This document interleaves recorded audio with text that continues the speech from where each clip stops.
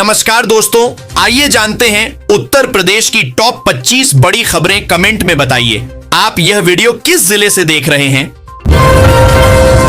UP सरकार ने दिव्यांग व्यक्तियों के लिए विवाह प्रोत्साहन योजना शुरू की है।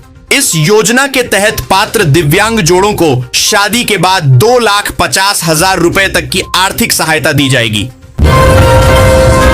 कांग्रेस नेता सोनिया गांधी ने मोदी सरकार पर मनरेगा को कमजोर करने का आरोप लगाया है।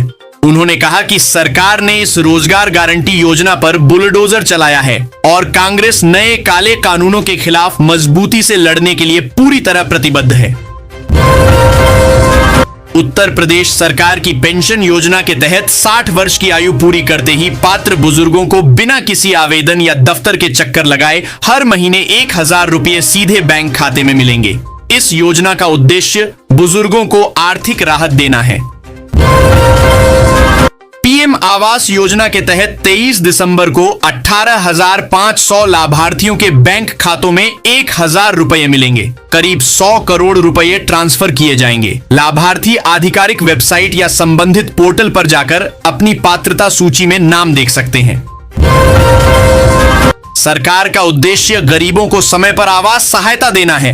विधानसभा सत्र से पहले मुख्यमंत्री योगी आदित्यनाथ ने समाजवादी पार्टी प्रमुख अखिलेश यादव पर तीखा हमला बोला। उन्होंने यूट्यूबर से जुड़ी लग्जरी कारों के मामले को लेकर कानून व्यवस्था पर सवाल उठाते हुए कार्रवाई का जिक्र किया और कहा कि प्रदेश में नियम तोड़ने वालों पर सख्त कदम उठाए जाएंगे। मनरेगा मजदूरों को अब सिर्फ जॉब कार्ड से काम नहीं मिलेगा। उन्हें एक नया खास कार्ड बनवाना होगा जिसके जरिए काम आवंटित किया जाएगा। इसके लिए मजदूरों को निर्धारित प्रक्रिया के तहत रजिस्ट्रेशन कराना होगा। सरकार का कहना है कि इससे फर्जीवाड़े पर रोक लगेगी। बीएचयू की एक नई रिसर्च में खुलासा हुआ है कि प्रदूषण सिर्फ फेफड़ों को ही नहीं बल्कि दिमाग से जुड़ी बीमारियों के लिए भी जिम्मेदार है। शोध के अनुसार लंबे समय तक प्रदूषित हवा में रहने से याददाश्त, मानसिक स्वास्थ्य और न्यूरोलॉजिकल समस्याओं का खतरा बढ़ जाता है।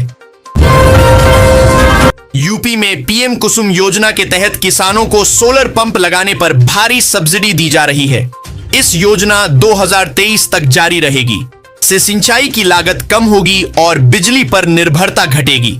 किसान ऑनलाइन पोर्टल या कृषि विभाग के माध्यम से आवेदन कर सकते हैं।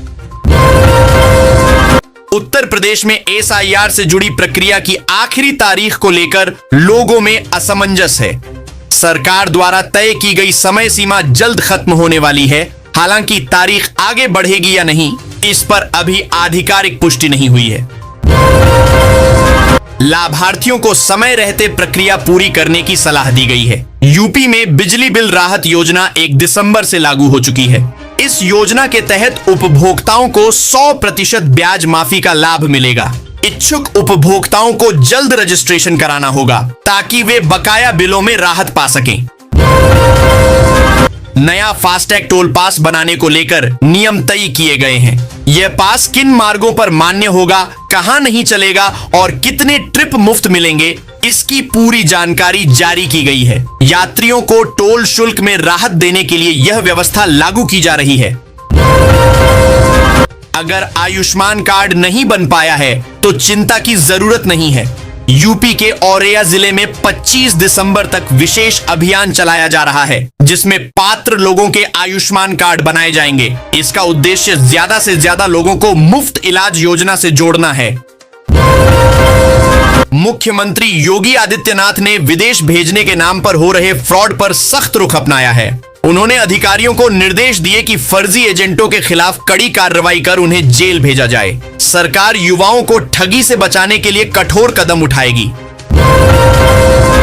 एक अहम फैसले में स्पष्ट किया गया है कि लोन न चुकाने की स्थिति में बैंक पीएम किसान सम्मान निधि की राशि नहीं रोक सकते। यह पैसा किसानों के लिए सामाजिक सहायता है और इसे कर्ज वसूली के लिए जब्त नहीं किया जा सकता। कड़ाके की ठंड से यात्री बेहाल नजर आए। कई लोग घर से कंबल लेकर यात्रा करने को मजबूर हैं, जबकि रेलवे स्टेशनों पर फर्श पर सोने की स्थिति बनी हुई है। ठंड से बचाव के पर्याप्त इंतजाम न होने पर सवाल उठ रहे हैं। पीएम फसल बीमा योजना के तहत रबी सीजन के लिए पंजीकरण शुरू हो गया है। किसान निर्धारित तिथि तक ऑनलाइन या नजदीकी केंद्र पर आवेदन कर सकते हैं। योजना के तहत फसलों को प्राकृतिक आपदा से हुए नुकसान पर बीमा कवर मिलेगा। होम्योपैथिक दवाओं की खरीद में बड़े घोटाले का खुलासा हुआ है। जांच में सामने आया कि सरकारी दवाएं 3 गुना महंगे दामों पर खरीदी गईं। फर्जीवाड़े के जरिए करोड़ों रुपए का नुकसान हुआ, जिसकी जांच जारी है। यूपी में किसानों को 90% सब्सिडी पर 40,521 सोलर पंप दिए जाएंगे। योजना की बुकिंग आज से शुरू हो गई है। इच्छुक किसान तय समय सीमा से पहले ऑनलाइन आवेदन कर इस योजना का लाभ उठा सकते हैं। प्रदेश भीषण ठंड और घने कोहरे की चपेट में है। मौसम विभाग ने कई जिलों के लिए अलर्ट जारी किया है और लोगों को मोबाइल फोन पर चेतावनी संदेश भेजे गए हैं। प्रशासन ने सतर्कता बरतने की सलाह दी है। नकली कफ सिरप मामले में बड़ा नेटवर्क सामने आ रहा है। जांच में कई बड़े नामों के फंसने की आशंका है। बताया जा रहा है कि दवाओं की खरीद के लिए 100 करोड़ रुपए की बड़ी रकम मंजूर की गई थी। उत्तर प्रदेश निर्माण कामगार मृत्यु व दिव्यांग सहायता योजना के तहत पंजीकृत श्रमिकों को मृत्यु या दिव्यांगता की स्थिति में आर्थिक सहायता दी जाती है। योजना का उद्देश्य कामगार परिवारों को संकट के समय सामाजिक सुरक्षा प्रदान करना है।